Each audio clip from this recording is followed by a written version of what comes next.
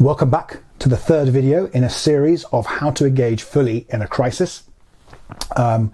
With me, Nick Jankel. This is live, unplugged, unedited, where I share with you my life's work, 30 years of work from studying medicine in Cambridge, then philosophy, working in advertising, working in leadership, working in innovation, all the while developing a philosophy and set of tools. And that life's work is now called biotransformation theory.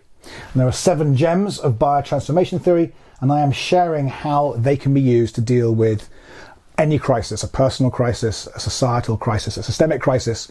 And right now, that's because we're all dealing with what appears to be the mother and father of all crises, the coronavirus pandemic. So I'm not going to repeat lots of stuff from the last 2 videos. Please do watch them. Before I forget, do subscribe to the channel, then you'll get new videos as they come up, the YouTube channel. If you want more information about books and free meditations, free samples, free leadership courses, go to my website, switchonnow.com. Sign up for the newsletter. We don't send it very often, but when we do, it's got juicy stuff in it. And we'll be developing a whole bunch of digital and real world programs around this stuff over the coming months and years. So do stay in touch that way, through social, etc. So video 3, we're going to look at how we respond or react to any crisis, whether we go into the world of conspiracy theories or the world of looking for the science. We're going to go deeply inside, first of all, as well, to look at what we do in a situation like this.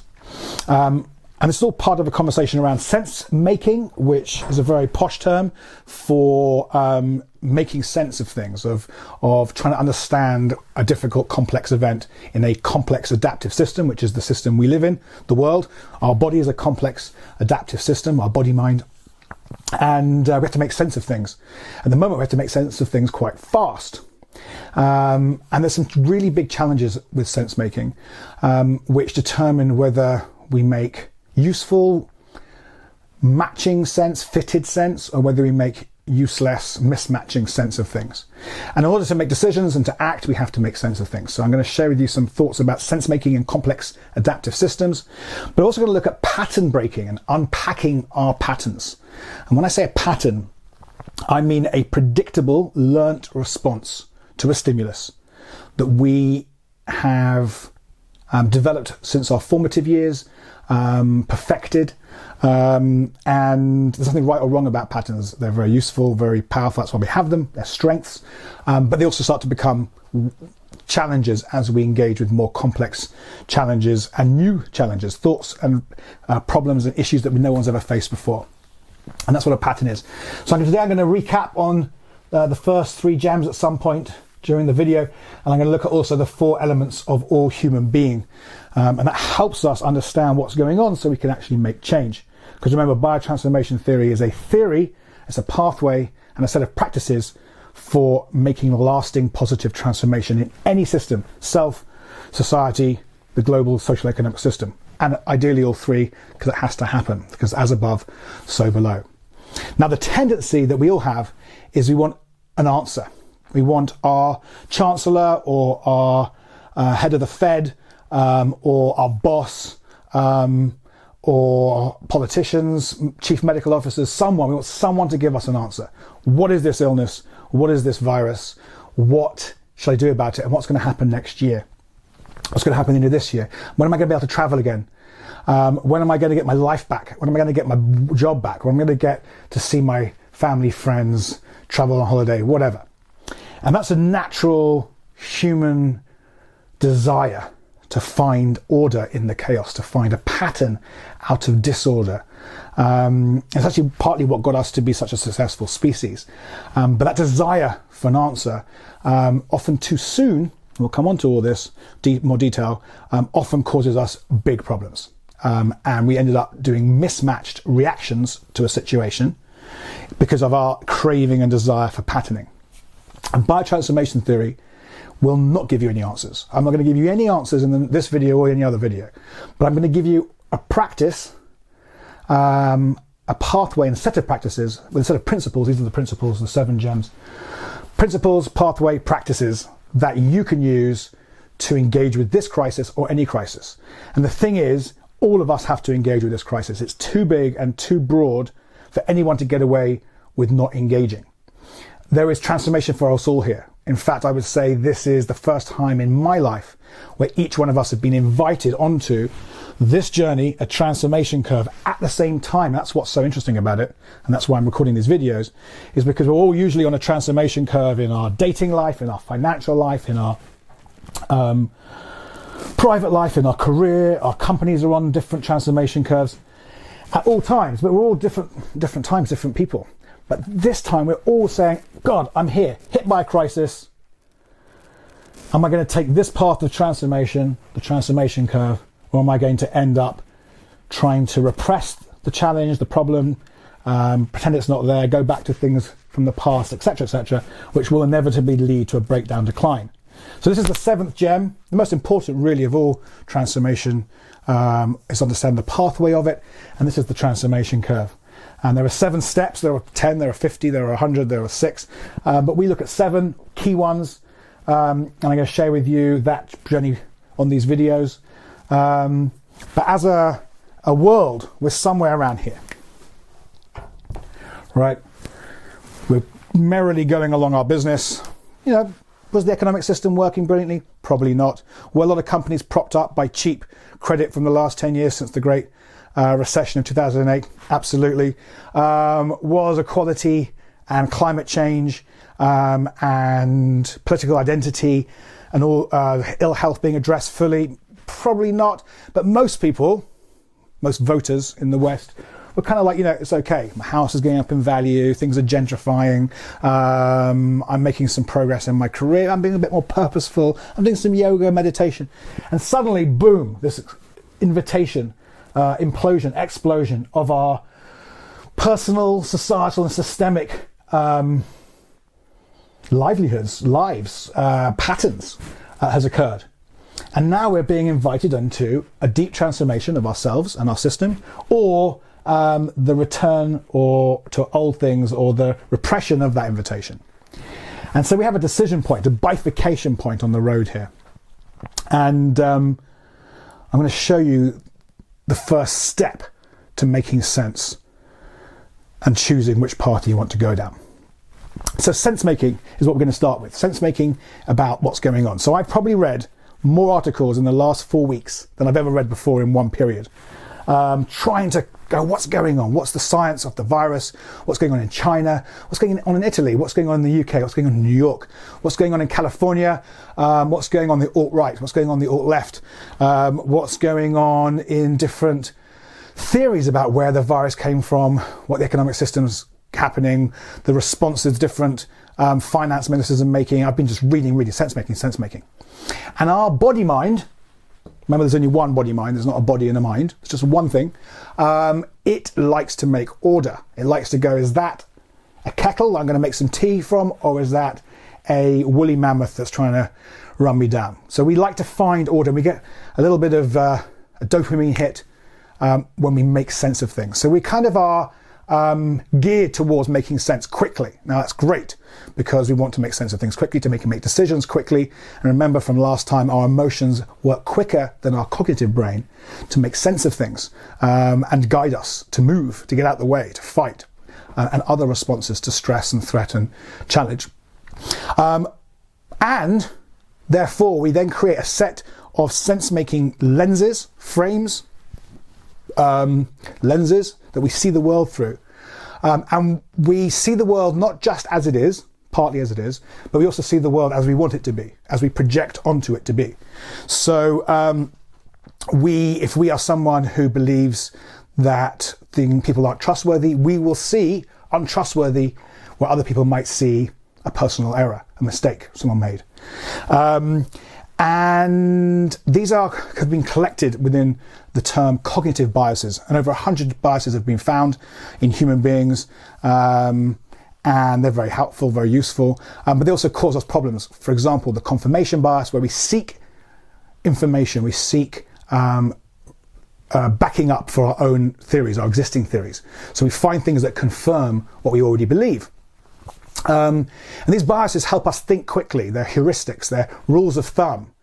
to get stuff done in the world. If we didn't have them, we'd have to make sense of, right now, 1 million data points that are coming into me, and I have to go, what is that? Oh, it's a book. I've few thousand books in front of me in the office, and I have to make sense of what that book is and what those letters are every single time. Unbelievably costly and not able to support this kind of human life. Homo sapiens sapiens. So our biases help us, but then they also start to cloud things as much as they clarify things. And so whilst it's tempting to go out there to make sense, which I've been doing, I'm sure we've all been doing, there's actually a lot of joy and value and really the key to transformation is to go in here and find out what's going on inside us. Because a crisis reveals who we really are. We go in a crisis where we know. So if we spend a lot of time in anger or in comforting people or in struggling to make sense academically of what's going on, that's where we go. So a crisis reveals really our personality point at this stage of our lives. And what I've noticed about the pandemic is there's nowhere to hide, right? Some people are very busy. Most people watching this will be, because they're watching it, and not in an A&E department or an ER saving lives, not very busy. And there's nowhere to hide. So just like when you come from a big company to a small company like mine, there's nowhere to hide. You have to either be able to be good at things or it's not going to work. Whereas in a big company, you can hide. In busy, big life, you can hide from your own personality or your own stage of development. We'll come on to the 5 stages of human development at some point in one of these videos. So there's nowhere to hide. We have to be with ourselves in this pandemic. We have lots of time and lots of space to worry, if that's where we go, or to think about how we're going to solve humanity's problems, if that's where we go. And in this space, stuff will come out. And that's actually really powerful because rather than repress the grief we're feeling or the shock we're feeling and deal with it 20 years' time, it's probably going to come out. Not just that, there's probably shock and grief coming out about life in general because you've got space and time to have that shock and grief, to process it, to deal with it, to engage with it. So don't be surprised if you're spending a lot of time dealing with a lot of things that you thought maybe you dealt with before or never affected you, like a loss of a loved one, and other forms of shock and pain and suffering and trauma. I'll come back to trauma in this video. This is a really interesting time to pay attention to emotional content and to do emotional labor for ourselves and for others. So you can see how this crisis has revealed our individual and national and organizational patterns or personalities. And so I call personality as the collection of patterns we've used to deal with life becomes our personality. And one of the key tenets of biotransformation theory is our personality is not who we are, it's who we've become to deal with life. Nothing right or wrong about it. But because it's not who we are, it's who we become, we can then transform it. And if I didn't believe that, I wouldn't bother doing this work. I can tell you, live and direct, I have transformed pretty much every pattern about myself over the last 15 years of committed inner work. Inner work being the work we do inside so we can do better outer work. Do I still have lots of patterns? Absolutely. Do I still act and react in ways that are diminishing of myself and others? For sure. Just ask my kids and my loved ones. But have I transformed pretty much everything about me in some way? Yes. Do I do it a lot less than I used to? Yes. So our patterns are just who we've become. They're strengths, but they're not who we are. Because underneath our patterns is our character, often called our shadow. And shadow is a term from Jung, originally about the hidden parts of ourselves. And our shadow is usually thought to be all the dark side stuff we think in here, which is our protector, often speaking about people to try and push threat away, speaking about ourselves in negative or sometimes disgusting ways, given what my protector says to me sometimes. But also within shadow is unappreciated parts of our character that we've never been allowed or never allowed ourselves to let out. Parts of us that are gentler, creative, more expressive, more powerful, more strong, more leaderly. And so inner work allows us to reveal our shadow, to process the dark side and to forgive ourselves and heal ourselves, as well as to reveal this diamond-like character we all have inside us. pellucid, lucid, crystalline, creative, prismatic character. And this crisis, I believe, is like no other to allow us to find more character of us within. So you can see patterns revealing ourselves, people, over the last few weeks. So for example, the cabinet of New Zealand, the chief political leaders of New Zealand, have decided to have a pay cut in solidarity with the cut in income of their people. Meanwhile, MPs in Britain have given themselves a pay rise, I think about 10 grand, to pay for having to do virtual conferencing and whatever the costs, expenses of the pandemic. That's an example of a crisis revealing sort of national character in some ways, or certainly of those political parties in power. And I like to think of these patterns as a kind of autocomplete function. So you know that thing on Google where you put Nick Jankel and it says video on whatever, and it auto-completes. Our patterns auto-complete the world. And often the autocomplete is right, and the pattern is a match for the reality. Often they're not. So right now, I've seen patterns around people denying there's even a crisis. Even this long into it, I've seen people going, well, you know, from where I sit in Islington in London, this thing seems to be a big deal. Seeming unable to see how the doctors are struggling, how many people are dying, even Boris Johnson, the Prime Minister, in ICU, because presumably close to death. So that's an example of a pattern as a mismatch pattern to the world, not fitting. Then you've seen people denying the scientific facts, going into conspiracy theories about Bill Gates, or about vaccines, or about 5G, a big one at the moment. And I'm not here to say any of these are right or wrong. What I ask you to do is look at the patterns that are triggered in you in a crisis, because crises are triggersome. We become triggerful in crisis because we're threatened. It's different. Even if it's not personally threatening to our safety, the lack of structure and order and the change is threatening. And there's a part of our brain that feels pain, physical pain, also feels the pain of emotional challenge, but also just disorder. Disorder is threatening to the human body mind. And so we become triggerful, and then we become very reactive. Lots of patterns start emerging. So the invitation with all crises, small, big, in the middle, is to look at where we go. Look at the patterning that we bring to the party. Do we start going, well, government should start paying for everyone to do everything for free? Or do we start worrying about government choosing some industries over others with favoritism and zombie companies who shouldn't really be alive, but they've been put on life support by free government money, which is happening a lot at the moment. So that's a kind of typical neoliberal response to not bail out industries, and a typical socialist or statist response is to privatize or nationalize everything. So do we go there? Do we go to promoting untested drugs, or criticizing vaccines? Where do we go? So for example, just shows you what people do. In Naples, in Italy, people ending up lowering food down to homeless people on the streets of the UK, of Naples, whereas in the streets of parts of the UK, people have been spitting in the faces of paramedics and nurses and doctors to give them the disease, I guess. I don't know. But that's where we go, where we know, right? That's a pattern. And one thing about conspiracy is just be really aware. I'm not saying these conspiracies aren't right or wrong. I have my personal views.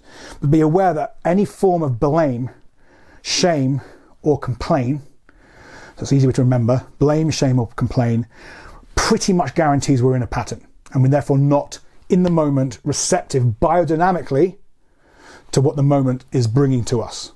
So for blame, shame, or complain, and conspiracy is a blame, and a shame, and a complain, and it disowns, we become disowned. We don't own things because there's always someone bigger or someone scary or there's some Illuminati who we can blame. Nothing to do with us, governor. So the first step on the transformation curve, the first decision point, bifurcation we get between the breakdown decline and really going on a full transformation curve consciously, purposefully, fully awake and aware to that, is to decide whether we're going to blame, shame and complain someone else, a government, the virus, the Chinese government, or whether we're going to own our responses, our reactions. We can't necessarily change what's going on out there so much, although actually we can to some degree if we transform ourselves. But what we can always do is own our own reactions. And that's the first point. That's what gets us from here to here. We own our own response, and we look at ourselves with a really steely, compassionate, but fierce gaze. How do I react in these environments? How do I show up? How do I respond? And then we start to unpack the patterns, because there's usually more than one. And the thing about patterns are they show up everywhere in our life. If they have them with the crisis of the pandemic, we probably have them with our parents, with our kids, with our loved ones at work, with our boss, with our colleagues, employees. Because we're only one person, remember? One unified body mind, one person. But a pattern, there are all sorts of different types of patterns, but there are certain ones that are the ones we want to transform as a conscious being, as a leader of ourselves and others, as a transformational person, a transformer. It's one of the stages of adult development I'm going to share with you later. If we're a transformer, we actively are constantly seeking opportunities to transform what I call pernicious and persistent patterns. So they're persistent because we've had them for a while and they keep coming back. And they're pernicious because they diminish us and others. They reduce our potential. They blame, shame and complain ourselves or others. They reduce our loving, kind, compassionate sense. They reduce our ability to serve the world, to serve others. So they're pernicious. They're not right or wrong, because at some moments they are adaptive and a fit. But most times they're a mismatch. They're unfitted. They do not fit with the moment. And those are the patterns we want to transform with any crisis. Those are pernicious and persistent patterns. And I call a pattern, another way of understanding what a pattern is, I call it our comfort zone, the box. So in my work as an innovation and creative leadership person, my work innovating my own business, etc., people talk about, I want to get outside the box, right? But what we must always remember is the box is there for a reason. It's adaptive, it's powerful. It is a protective and controlling pattern that helps us order a crazy reality, so we can control things and predict what's going to happen next, so we can survive, make sense of the world, and it also protects us from threats.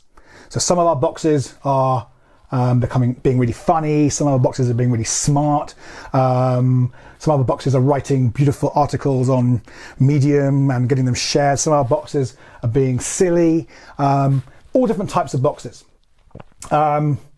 And that's what shows up when we're in control and protect mode, particularly when we're under some threat. We throw up a box, and often the more threat we're under, the bigger the box becomes. So the key to transformation of any system, self, the whole world, is not to hate, fight, or be angry with the box. Because then control and protect mode goes, oh my God, I'm under real threat now. Now they really don't like me. Now they hate me. They hate my box. I hate my box. And it starts to create the box more. That's the evolutionary design, is to create a predictable, controlling and protective pattern under threat. Perceived, real, physical, social threat. And don't forget, our social nervous system is as attuned to threat as our physical threat response. So any form of slights or being disconnected from people or being shamed, bullied, laughed at, pushed away activates that box as well, right? And then on the other mode of consciousness, create and connect mode, if you want to know more about these things, because it's the first video you've watched, watch video 2, where I go into this in quite some detail. That's where we get to try out new creative responses that I'm going to signify as a diamond. They're both patterns. Be really clear on this. They're both patterns. The one's a control and protect pattern, one's a create and connect pattern, and these ones tend to be more adaptive in challenging environments. Because remember, this mode is driven, I think, by a brain network that's designed to repeat useful habits that worked in the past to solve known problems. This mode is adaptive to create new, imaginative, innovative responses to problems we've never faced. And that's where we're at right now. We're dealing with a problem we've never faced before, individually or as a society. But don't forget, with climate change, with the inequality crisis, with the ill health crisis, with all these crises, we're going to face loads of problems over here. And if we use an established pattern, no matter how brilliant and smart we are in it, and in fact, probably because it's so brilliant and smart, it's still in the wrong mode. So I have a lot of colleagues and friends right now making sense of the crisis in this mode. It's great, it's wonderful, I love reading their stuff, but it's probably not going to get us the insights and the ideas we need from this mode to actually engage with the reality as it is. And in the next video, I'm going to share a lot more about how you understand what is occurring in your mind, your ideas, and whether they're whatever mode they're in, right? So what we want to do is find out whether we're in a pattern or whether we're in a creative response. And often a creative response, by the way, doesn't work the first time because we've never done this before. I've never dealt with dealing with a team in a pandemic when I can't even meet with them. I mean, this is new stuff, right? So we're going to try stuff out and we're going to make messes and we're going to experiment and we're going to fail. Hence you see why failure, if it feels like it's going to be threatening to us and we're going to be criticized, we tend to go over here and we don't want to fail. So we just do the same thing. We call it innovation, we call it creative thinking. It's just doing the same thing over and over again. So what makes it easier to spot and then change a pattern? It's very hard to transform a pattern in yourself or your organization, certainly the system, if you don't know what it is. Not just own it, but then become aware of it, identify it, pattern spotting. If we don't know what the pattern is, what are we transforming, right? And so the fourth gem of biotransformation theory breaks a pattern down into 4 constituent parts. Now the key thing about this 4H system, 4 elements of human being, of every pattern, create, control, protect, connect patterns, always have 4 elements, is they're all happening at the same time. So please don't think I'm now splitting our one unified body-mind into 4 parts. I'm discerning 4 elements, 4 spheres of activity, 4 flavors of being that help us understand and then change ourselves and others. But there's always, all 4 are always happening at all times, unless we're asleep or unconscious, I guess. So the 4 elements of human being are the first H, can make it easy to remember, is hands. These are our behaviors, our habits, our actions. Put simply, if I was videoing you, what are you doing right now? That's your H for hands. Then we have thoughts in our head. So we have beliefs, stories, they're more easy to spot. But underneath those beliefs and stories are always assumptions. And that's the key to certainly systemic and organizational transformation, is understanding the assumptions that are running a business model, a systemic model, a response to a crisis. The design of a ventilator always has assumptions in it about ourselves and about human nature. Those are the ones that really open up disruption, which is the innovation term for transformation. Then we have heart, our emotional response in the pattern. And then underneath that, there's a 4th H, which I mentioned last time, which is our hara, which is a term from Zen Buddhism, which means our kind of felt sense, our gut. So these are the 4 H's. So super easy to remember, I hope. And there's an individual version, which I've just shared with you, but there's also an organizational or systemic version. So these are hands in an organization, are processes, procedures, practices inside an organization or society.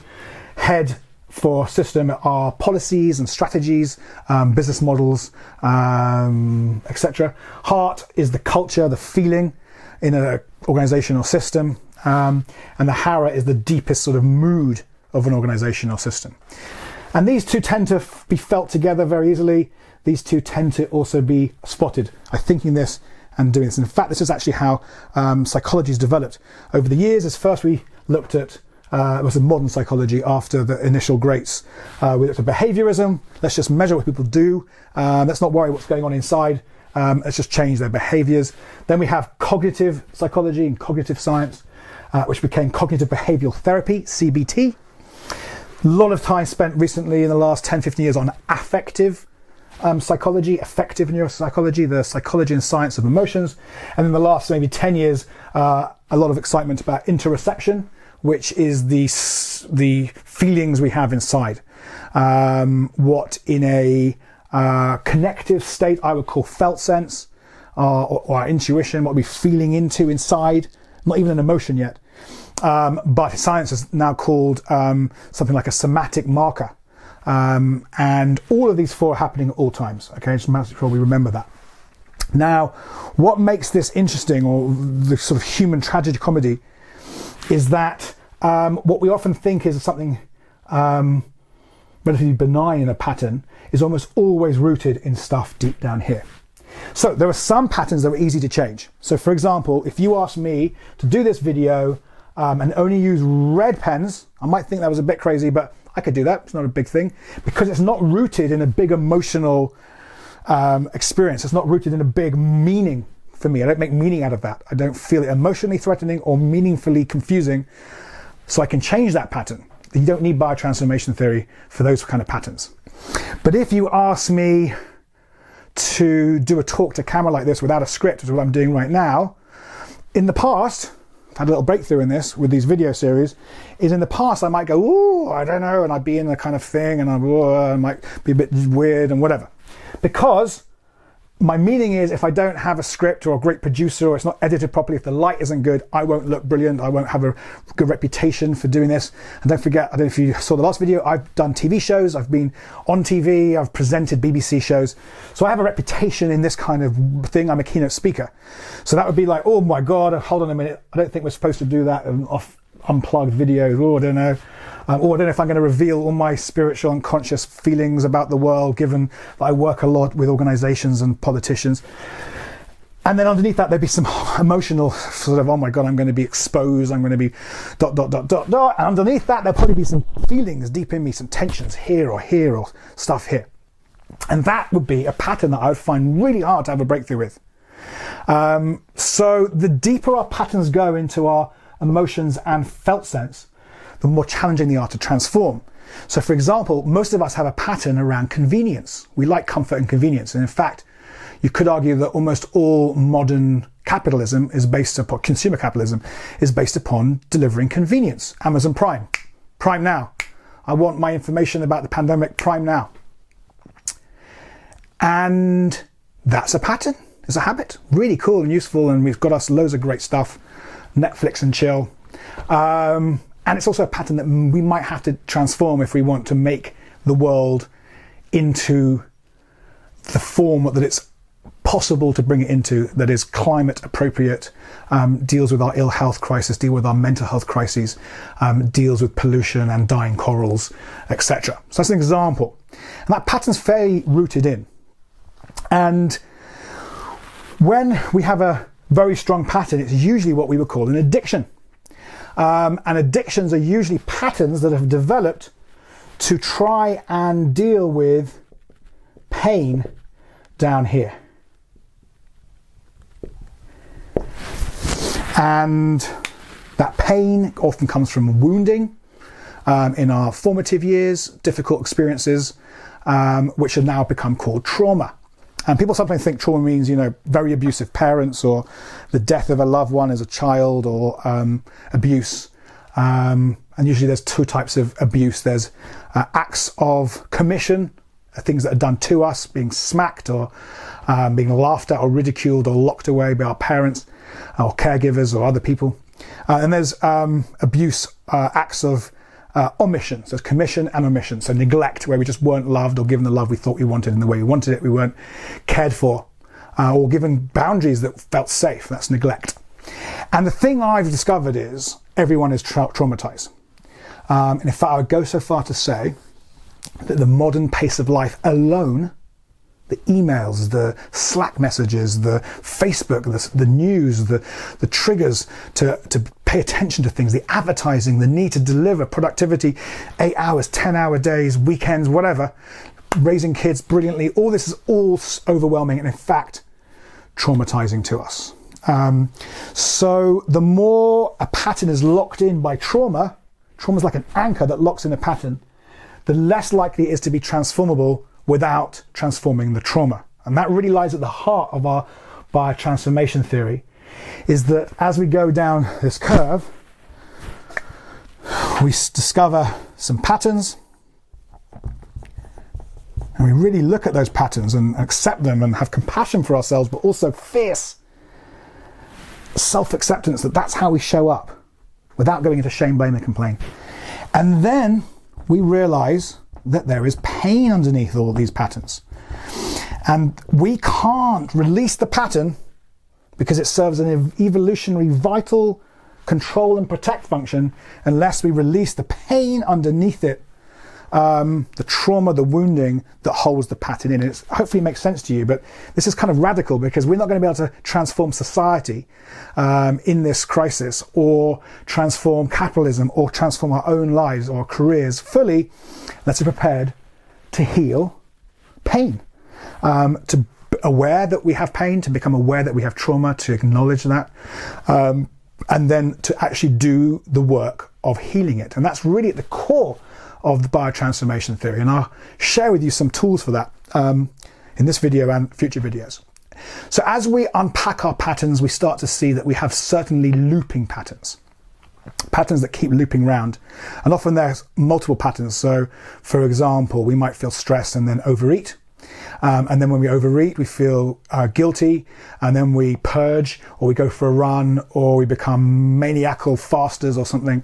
And then we feel tired, and then we have another pattern where we just go into Netflix watching for hours, whatever. Everyone's got their own looping patterns.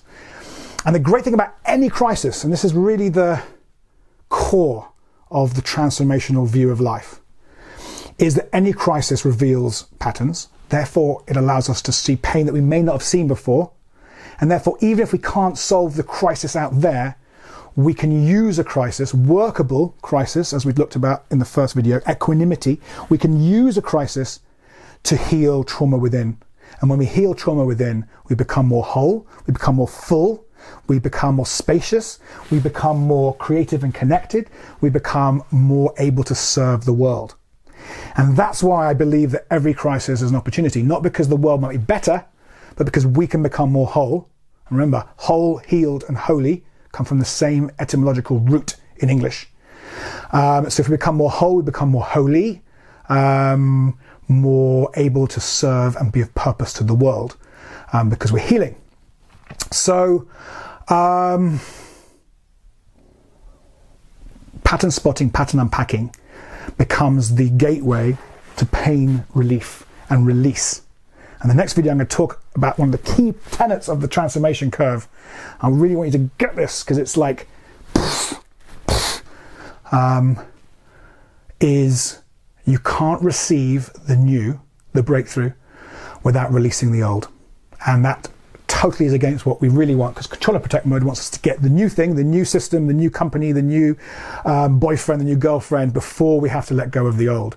And the laugh that the universe gives us is, the transformation says, you only get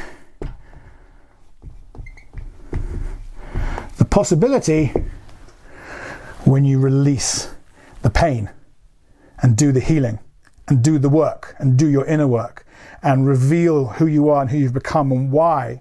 And then when you release that, possibility emerges. So at this point here, we get this choice. Do we pause in the crisis, or do we panic and just do more and release new products and go to market with a digital offering, or furiously do something, search for information, watch shows? Do we pause or panic? Do we process what's happening, the crisis? This is the processing journey. Or do we repress it, or disown it, or disorient ourselves from it, or disassociate from it? And those are all different types of patterning. Some people get really angry, some people dissociate. And you know which one of these you are, where you go in different situations. Some people call them innies, go to hide away. Some go outie, trying to solve the problem.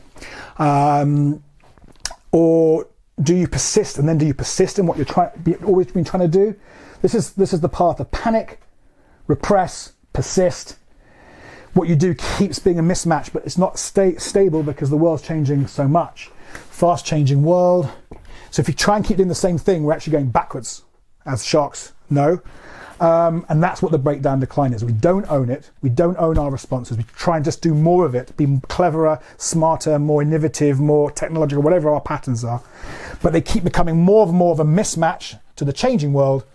And that leads to obsolescence, irrelevance, and eventually corporate death, entrepreneurial death, our own career, possibly our own death.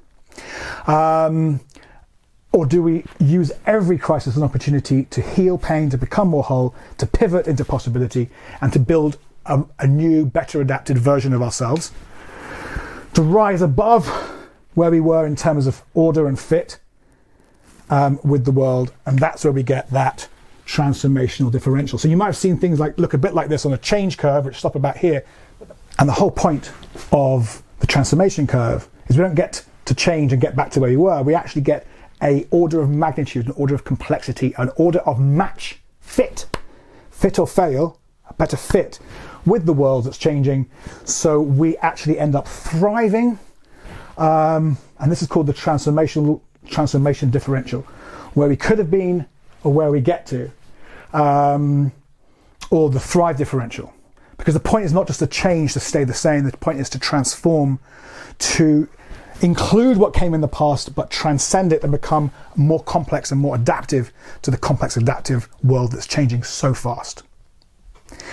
So I will leave more about this to the next video. So now we're going to do a practice to sort of get into this. And one of the things that I've noticed about myself since the last video is how vulnerable I feel at the moment in this crisis. And actually, as a thought leader and speaker and futurist and transformation coach and expert, I'm essentially paid to not be vulnerable, to have an answer, to say, don't worry, I can tell you about the future, I can tell you about this stuff and whatever. And actually, I've been feeling really vulnerable. And one of the things that I've become really aware of in my own transformation curve over the last few weeks, and this is a possibility that's emerging over the last few days and weeks, is to be super aware and embodied in the fragility of life, fragility of my life and my kids' lives and lives as a whole. It's not a word that's ever come to me before. It came to me in a meditation last week, that life is fragile. And we're only ever one moment, one viral particle away from potential death. And we like to block this out, but this opportunity for this pandemic is to get super real, that death is here, always.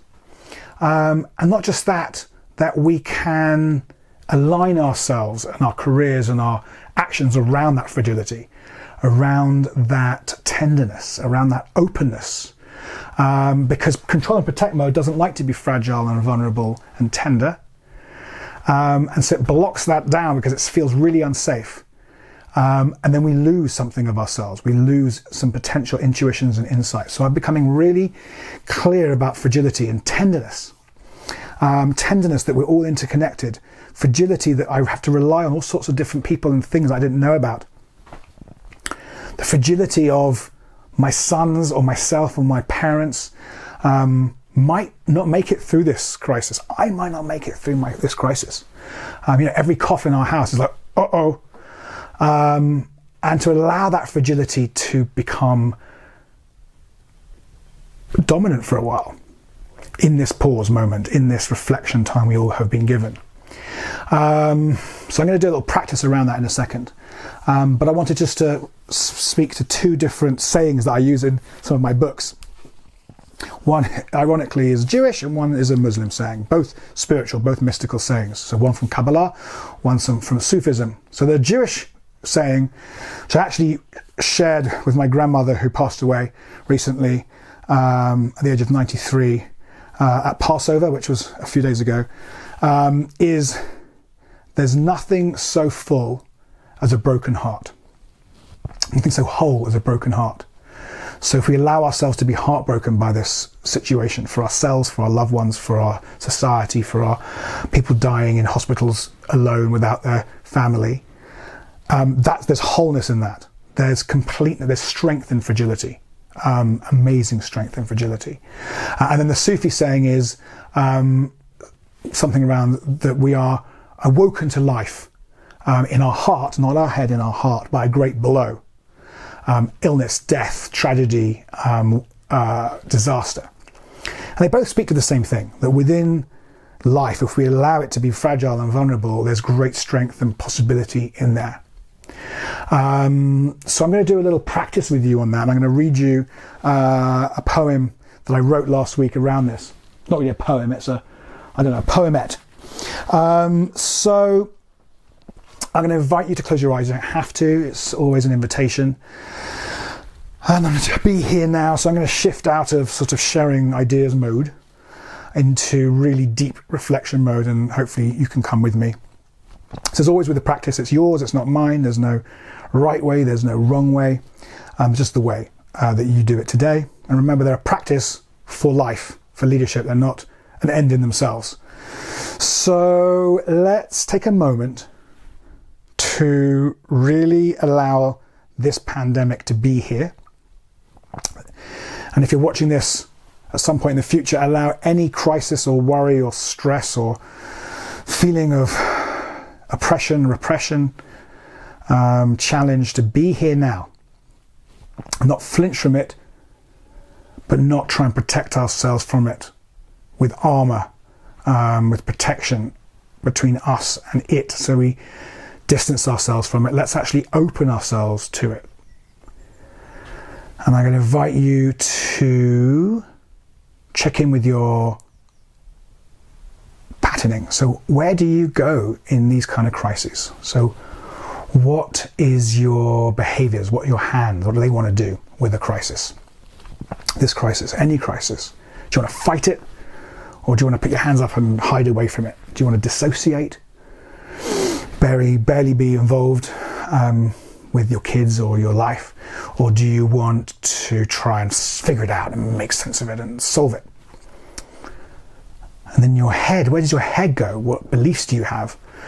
Is it all a conspiracy? Is it all because our politicians are evil? Is it all because technology is X, Y, and Z?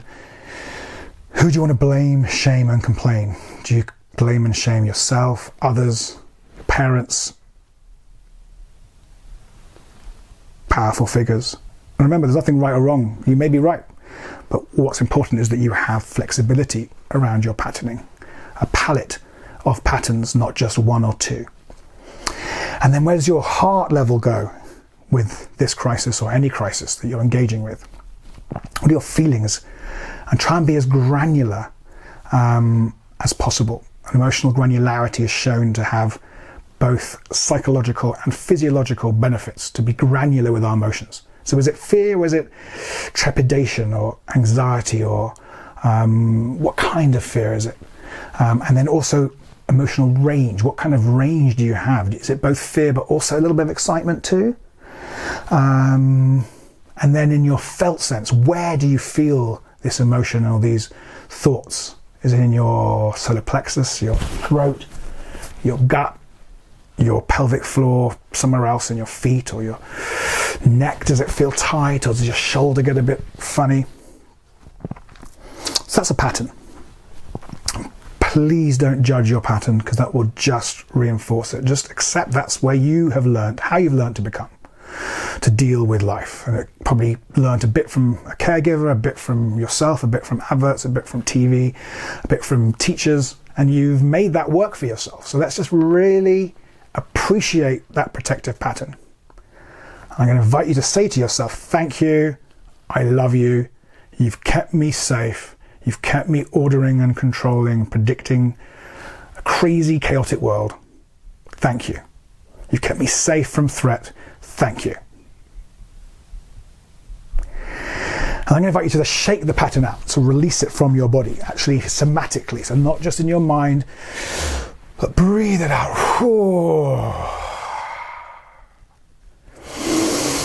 3 deep exhales. And as we know, an exhale triggers the vagus nerve to relax the heart, to open the chest, to open your vision, to open your mind to new possibilities. And there's something I was meditating on last week about the exhale is fragile, it's vulnerable. We go,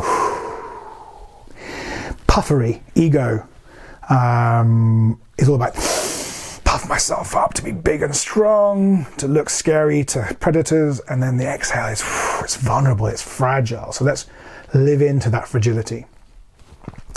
And then just to bring ourselves into connect and create experiences, connective consciousness. Let's imagine right now all the people who are stepping up into this pandemic with their human capacity for compassion, caring, creativity, collaboration, community. And feel this fellowship of humankind that's occurring right now. These beautiful events where people are, over 1 million people I think now have been volunteering for the UK and for the NHS. We've got people all over the world dropping food off for other people, sharing what they've got, just as a natural explosion of possibility. Not saying we always do that or all do that, but it's possible. So let's breathe in that human capacity for caring and connection and fellowship and brotherhood and solidarity. And you may feel it as a social thing, solidarity of humankind, standing together in shared crisis. You may think of it as a spiritual thing, connecting into the non-dual nature of the universe, whether you call that Brahman or emptiness, sunyata, in the Buddhist tradition, or any other form of connectivity, interconnectivity. And with that, opening our hearts, opening our chest to possibility. Let's go back up the H's, but starting with the felt sense. Where could you feel this connectivity, this creativity inside you around this danger, this challenge, this threat? Could you feel it in your gut, an opening in your chest, a sense of what's possible, even if it's small and inchoate? What emotions could you feel around this great challenge that are more adaptive, that are more open, that are more collaborative? What thoughts and beliefs could you have in your head? Maybe even actual ideas and insights. And how could those then turn into behaviors right now in the world, actions in your hands? I'm going to invite you to actually do something after watching this, to tend to someone, to care for someone and tend and befriend another response in stress that's possible. I'm going to ask you to actually call someone, donate something. There's loads of opportunities online for this stuff, maybe both of those things. Just to serve someone else in a small way, to serve humanity with a different pattern. Both patterns, one's creative and connective, one's controlling and protective. Nothing right or wrong about any of it. And if you get feeling scared or worried again, just exhale and to be fragile and to be vulnerable. So I'm going to finish today's vid, or this vid, with this little poemette, which I penned a few days ago on a deep journey that I took for myself along this. And I wrote, I am struck by fragility at the core of all our lives and livelihoods, and the strength of that. How life, most intensely aware human life, is always in dialogue with death. From the minute we're born, we are in a dialogue with death. That is the human condition. We can ignore it, pretend it's not there. We can try and cryogenically freeze ourselves. We can do anything we like to ignore that dialogue, but it's always a dialogue. And therefore we are always dancing with constraint, dancing with death, dancing with gravity, dancing with the imminent departure of life, which is so fragile. Cheating entropy, the disorder inherent in physics, the move towards disorder. Cheating entropy to live our one-shot lives, hopefully as exuberantly, as joyfully, as beautifully, and as purposefully of service, of contribution as possible. May our lives be of service to life, and may our deaths be in gratitude to the dance.